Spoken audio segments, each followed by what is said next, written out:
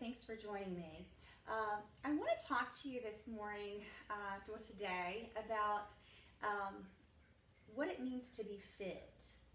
Um, a while back, I did a class. It was like a 12-week class at a church, and it was a fitness program.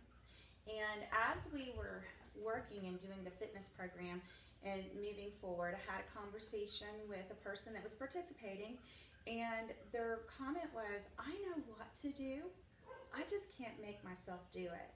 It's deeper than that. Well, that really resonated with me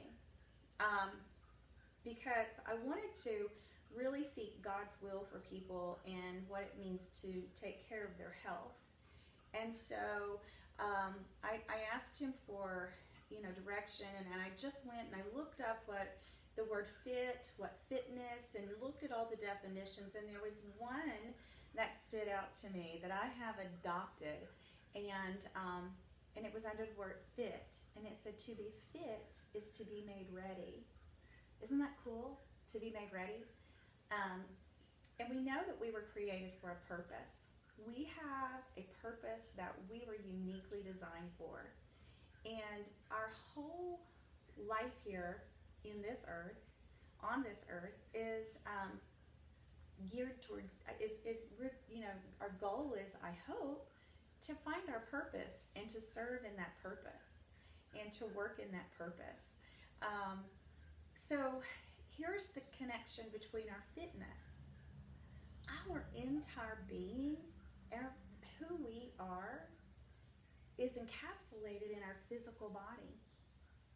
If we didn't have this to be present in front of people, to speak, to hear, listen, we would not be able to fulfill our purpose. You can't have a relationship with me without encountering my physical part of my being. My mind and my spirit, they're all inside here. My heart, my desires, all of it is inside this physical shell that one day will die. So the importance of taking care of our physical health and to be fit and to be made ready is huge. It is huge. God continues to grow me, and as long as I'm living, I pray that I don't wake up a day and experience growth, because that's what leads us to our purpose. And even though some of us are called and we know what our calling is, and we're working in that calling, we're still growing. It's still getting finessed, okay? And so that we can be more effective in our purpose. So I want to encourage you to do something. Stop focusing on what you can't do. Don't focus on what you can do. And focus on what you can do. That's what's important, is what can I do? Can I speak words of encouragement into millions of people? Yes, I can. Can I speak words of encouragement by example, by leading people in exercises that they never thought would make a difference? Yes, I can. See, we've all got something inside us that we can say, I can do that. If you're a coach, coach. If you're a teacher, teach.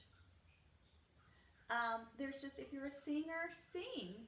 If you're a speaker, speak. We've all got things we have to do, but all of those things require your physical body, your physical presence. I use my hands a lot.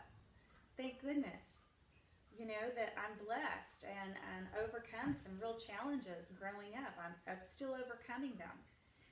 We may have limitations, but there are still things we can do.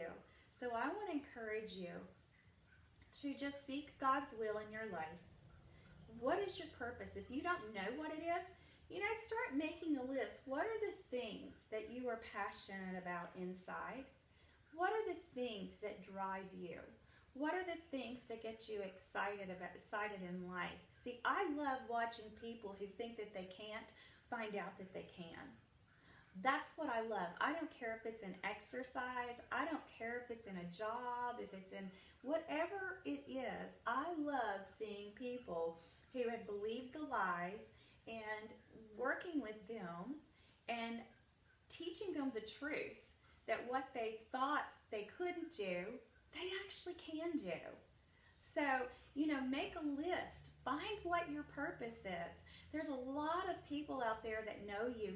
Just talk to them. Talk to your friends and say, hey, what are the things that you notice about me the most? What are the things that you see that I do or I have in my life that just light up my life? So I just really enjoy watching people accomplish things and move forward in their life. And I'm so excited because me doing this is a huge step for me. As I mentioned before, the Lord spoke to me 3 or 4 years ago, I guess it was, about getting back in front of the camera. And I was just so reluctant.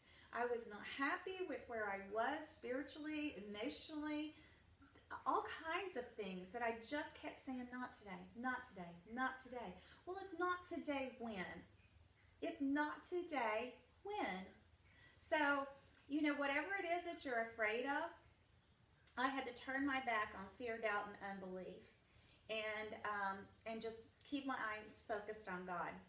This might not be for you, what I'm doing here, but you know what? I know I'm supposed to do it, so I am. So that's my responsibility, is to do what I'm supposed to do. What happens with it after that, I have no control over. But I know that God's going to use it because I'm being obedient. So that's key. If your life is sitting in a tailspin and you just keep going around in circles and circles and circles and you keep going around the same mountain, get off that track. Because if you've been around it once, you're going to go around it again. I have done that for years. So get off that track. Get on the track that's going to lead you to a place where you are just overly joyed and full of excitement. Is it easy? No, it's not. Is there going to be hard times? Yes, there is. That is life. But you know what? You've got to get your mind focused on God. You've got to get the Word of God inside you. And you've got to focus, and you've got to make what you're doing to do it for His glory. Okay? To His glory, not your own. So I do want to encourage you to just keep moving forward. And like I said, make a list. What are the things that you can do? What are the things that you enjoy doing? What are the things that just light you up inside, that you are passionate about? Write those things down. Ask God, how do I do these things? This is what is inside me. And if it's good and it gives Him glory, you know it's for Him. So the biggest thing that the enemy wants to do is hinder us and stop us from doing things. And oftentimes he comes after our health. I'm just going to throw this in there. Oftentimes he comes after our health. Sickness, disease, this whole COVID-19 thing that we're going through, that's not from God. But guess what? Even in the worst of circumstances, God can use it. He can use it. I'm not going into the gym every day. I have time to do these videos and get in front of you and share the love of God and what He has poured into me to pour out to you. So, see, God's taken something that was meant for bad, and in many cases, He will always use it. Not many cases. He will use it. He will use it for good. So I just want to encourage you to, while we're in this standstill time and we're having to get back to basics and just do things. So I just think it's an opportunity. It's an opportunity for us to grow and find out what those things are that are really important to us. It is a time for us to become fit, to be made ready for the purpose we were created for. And I want to encourage you to seek that out for yourself as well. Thank you so much, and I will talk to you soon. Bye.